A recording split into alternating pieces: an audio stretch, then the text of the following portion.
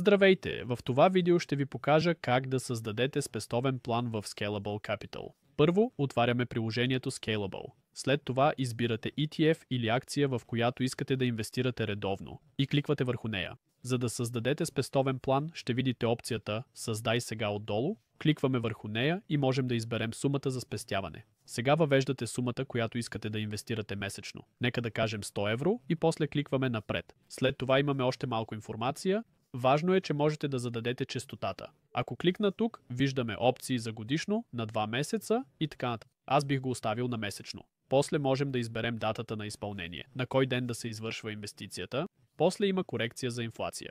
Кликнете и я настроите да расте годишно. Тук е методът на плащане. Ако всичко е наред, натиснете "Активиране на спестовен план". Ще видите съобщение за успех. Ето колко е лесно. Като се върнем, виждаме символа и сумата. Това показва, че е успешно. Ако видеото помогна, моля, харесайте го. Чао!